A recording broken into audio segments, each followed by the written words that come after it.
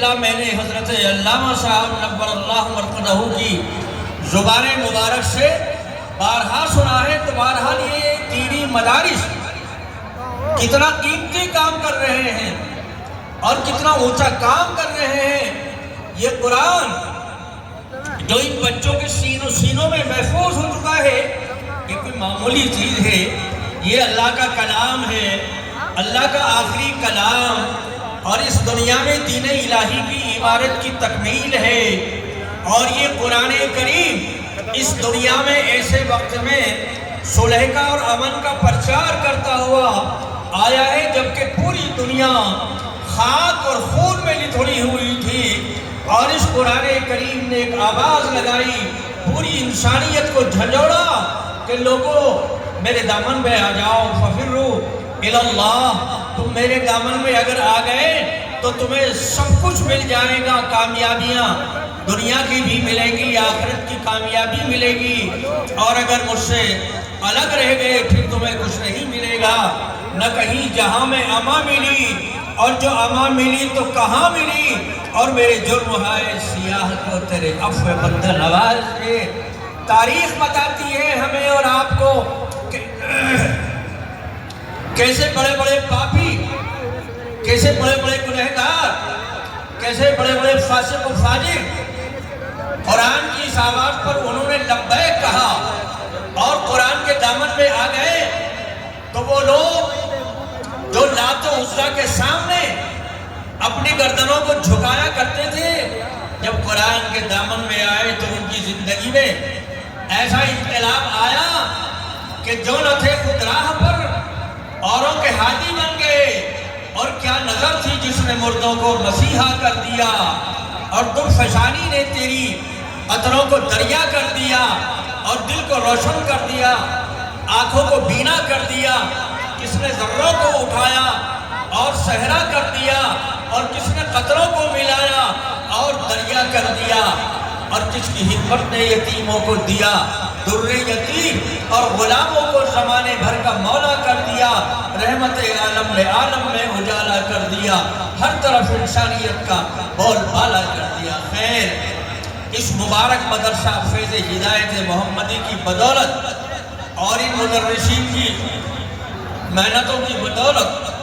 خصوصاً حضرت مولانا شوکت علی صاحب دامت برکاتہم کی محنتوں کا نتیجہ،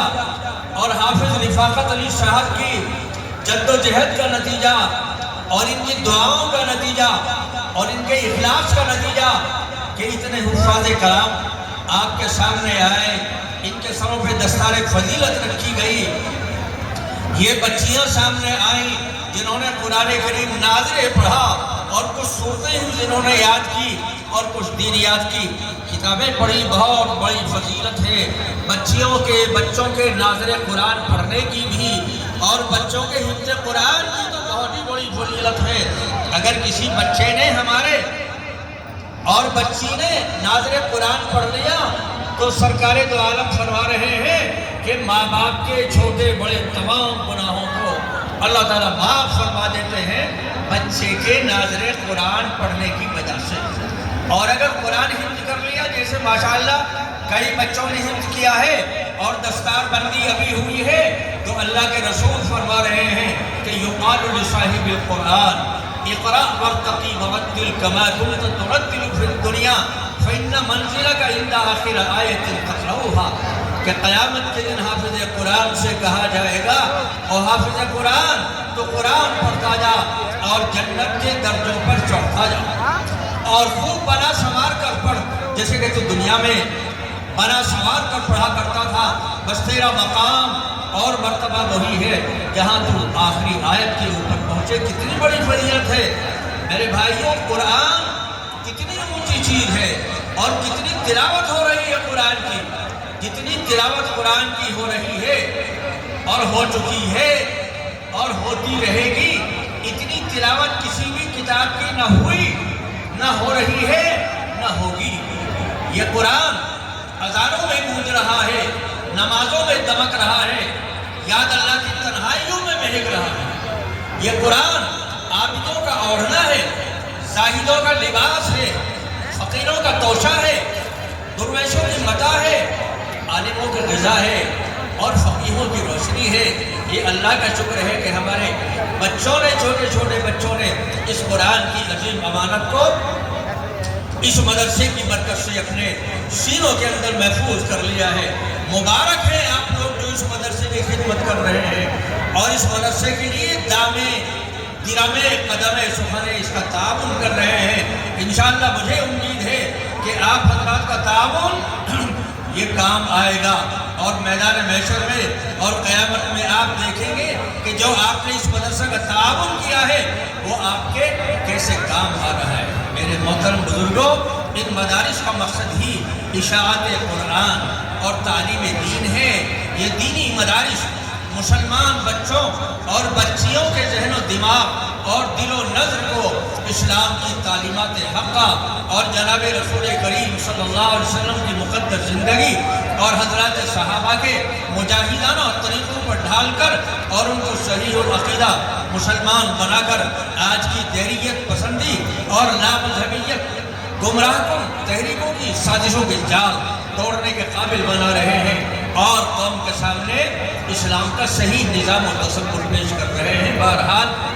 زیادہ وقت کے لیے میں آپ کے سامنے بیٹھا بھی نہیں ہوں، نہ زیادہ دیر بیان کرنے کا میرا کوئی ارادہ تھا، بلکہ میرا تو صرف ارادہ یہ تھا کہ علماء کرام تشریف لا رہے ہیں، حضرت علامہ کی نشانیاں، حضرت مولانا محمد مصطفیٰ صاحب کی نشانیاں یہاں پر موجود، میں تو ان کی زیارت اور ان کی ملاقات یہی میرا مقصد، اور دیگر علماء کرام ان سے شرف ملاقات ہو جائے۔ حضرت مولانا شوکت علی صاحب، حضرت قاری رفاقت علی صاحب، ان کی محبتیں اللہ کا شکر ہے محبت کرتے ہیں بہت زیادہ یہ حضرات، ان کی محبت کی وجہ سے یہاں حاضری، ورنہ میری طبیعت ٹھیک نہیں ہے،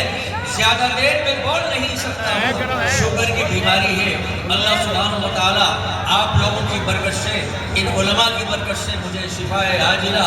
عاملہ مستمرہ دائمہ نصیب فرمائے۔ اللہ تعالیٰ اس جلسے کو بھرپور کامیابیوں سے ہمکنار فرمائے۔ ماشاءاللہ ہر سال آپ کا جلسہ کامیاب ہوتا ہے اور جتنا چندہ ہوتا ہے اگلے سال اس سے زیادہ چندہ ہوتا ہے۔ مجھے امید ہے کہ گزشتہ سال جتنا چندہ یہاں مدرسے میں آیا ہوگا اس سے کہیں زیادہ چندہ اس سال بھی اس مدرسے میں آئے گا۔ اللہ سبحانہ وتعالی فیض ہدایت محمدی کو دن دونی رات چوگنی ترقیات سے مالا مال فرمائے اور ہمیں اور آپ سب کو اس مدرسے کی